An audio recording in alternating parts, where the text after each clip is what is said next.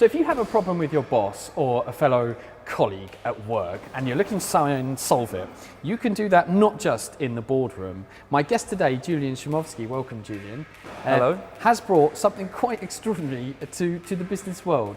White collar boxing galas that raise money for charity. Now Julian, am I right in thinking that you're the first person to actually do this in Poland?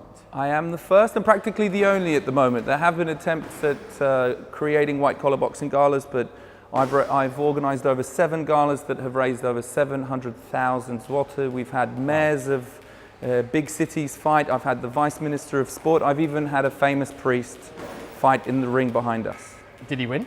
He drew. He drew. It was a good draw. Who knows, the Lord works in mysterious ways. Now, for anyone who doesn't understand what white collar boxing is, can you just define that for us? Basically, it's a chance for people that have never boxed before or definitely have never had a fight in the ring to experience 8 weeks of free boxing training that has a goal at the end of it. The goal is a fight in the ring with somebody of a similar level as you.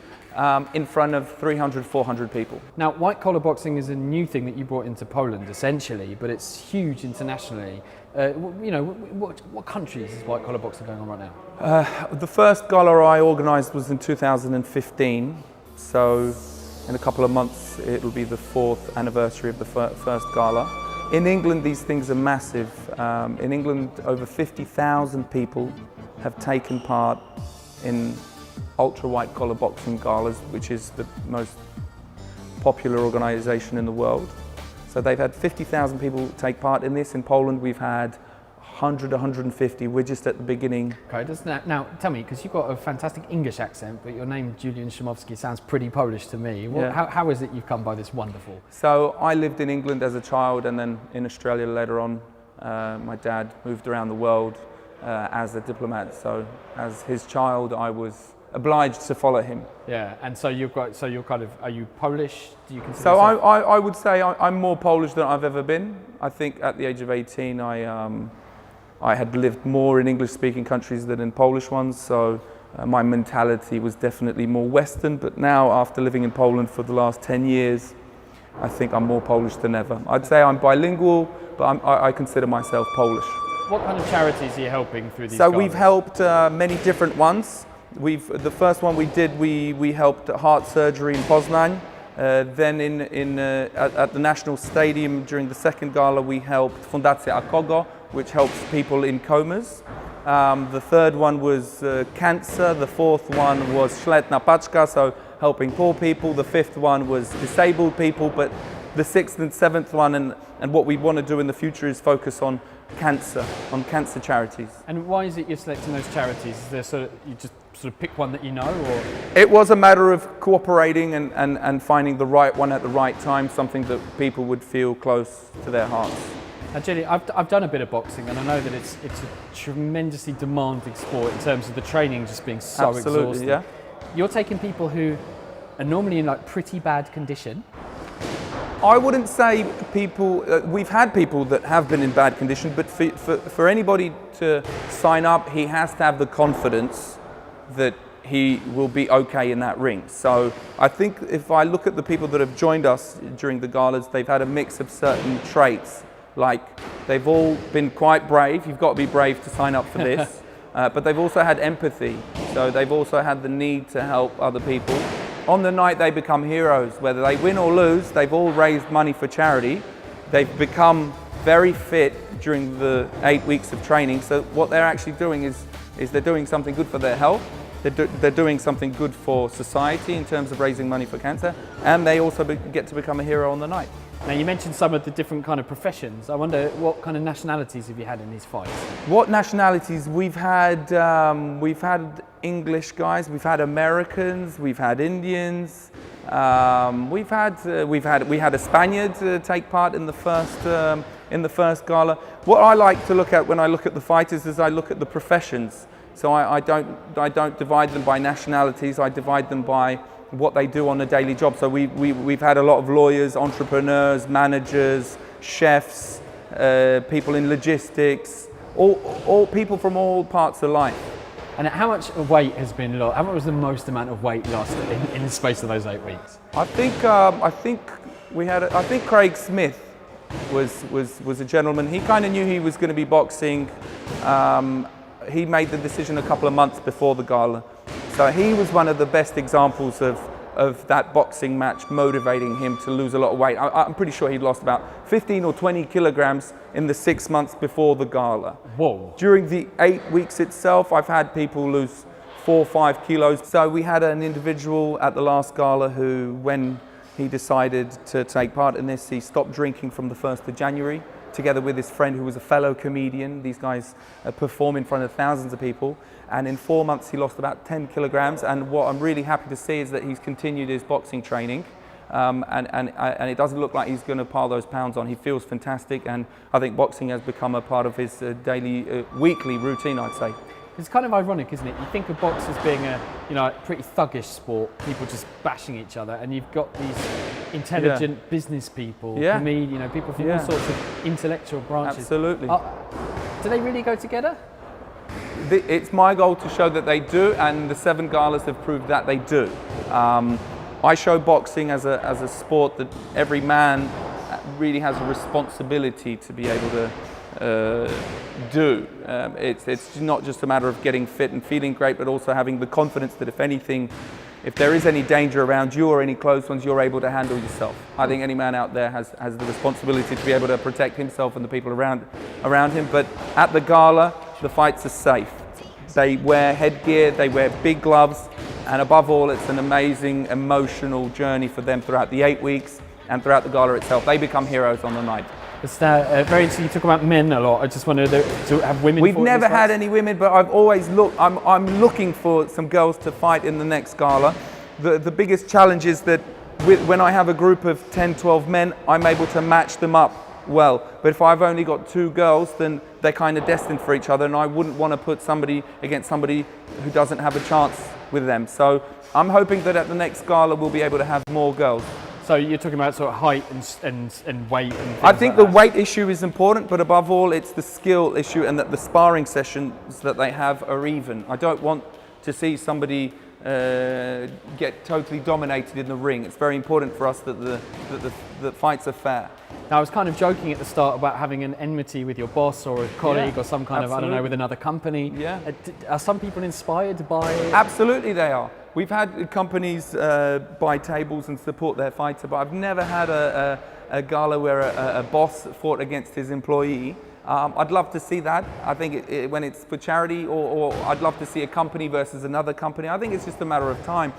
We've mainly had individuals approach us, but we're looking to connect with companies and give them a fantastic night out where they get to support their fighters and have a great time.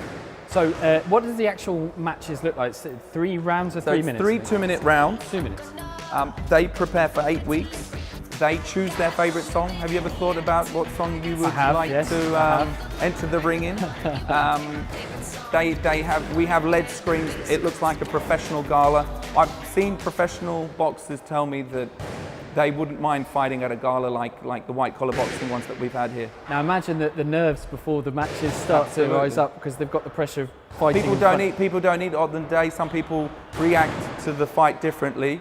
Some people perform amazingly. Some people get really nervous and it takes them the first round to actually unblock and perform in the second and third one. Yeah, and how does it go? Do people run out of steam, I imagine? We've had people run out of steam. The majority of fights ends on points. We've had 2 or 3 fights that didn't go past the first or second round. We have professional referees that come in and stop the fight if one of the fighters isn't looking like he's going to win. So yeah, the fights have been really good. What about afterwards? What do the fighters tell you about what they've learned about themselves as a result of doing this? We often have.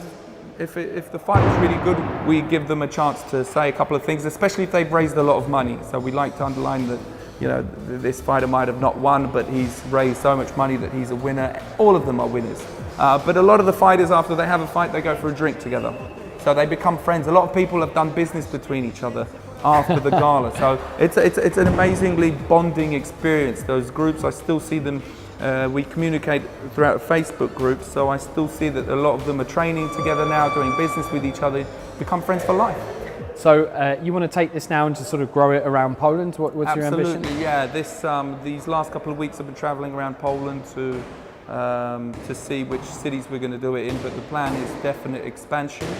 And if we can do 4 or 5 galas in the autumn and then really go for some bigger numbers in 2020, it'll be great. Raising money for charity in Poland, I get the sense it's still something that's evolving a little bit, because obviously Poland was a communist country for so long. 10 years ago, I don't think I think you would have been right. I think now people are more keen to share and give and help other people. There are a lot of platforms now which help communicate the problems that are out there, and I think a lot of money is being raised in Poland for charity. I think it's only going to improve. We're in a society that's getting richer, that has more information, and there is that need to share your wealth with the ones in need.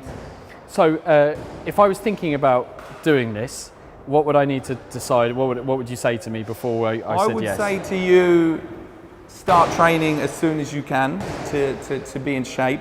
Find a boxing trainer, see how you move, see how you feel. I think you'll enjoy it. And find out where the next gala is, which city you'd like to take part in, and make that decision to do something great for your health, something good for society, and to become a hero on the night. Well, I think Julian's done a pretty good job of raising a very large sum of money for charity, and if you would be interested in taking part in a white collar...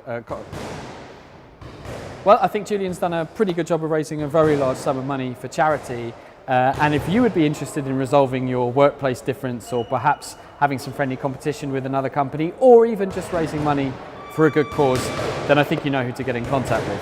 Thank you very much for watching this episode of Hard to Poland. Julian, thank you very much for being my guest. Thank you very much, and it's been lovely talking to you, but now I'd like to offer you something different, something where you might move a little bit. I have a local boxing trainer that would like to take you for a 20-30 minute boxing training session, and maybe you can make your decision after the training session whether you'd like to join us or not.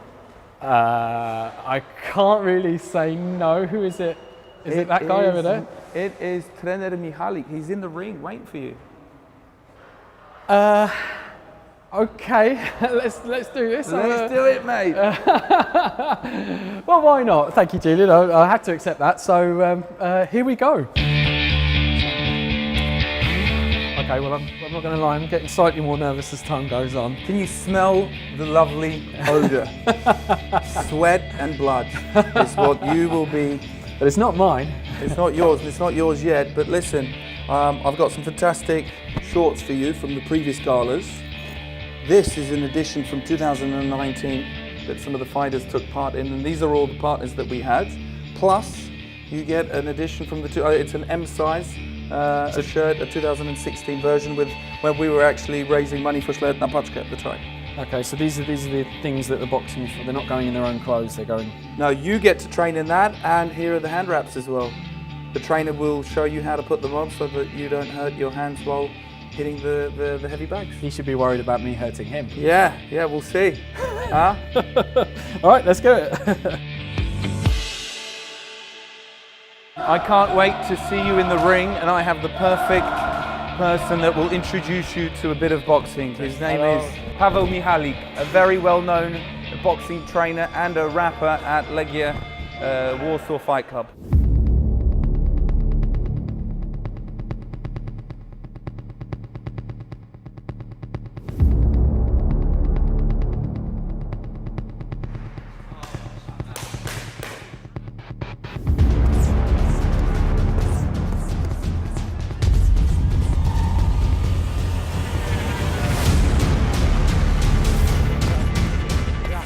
Jeszcze prawy dół. Świetnie. Unik prawo, prawy dół. Lewy dół.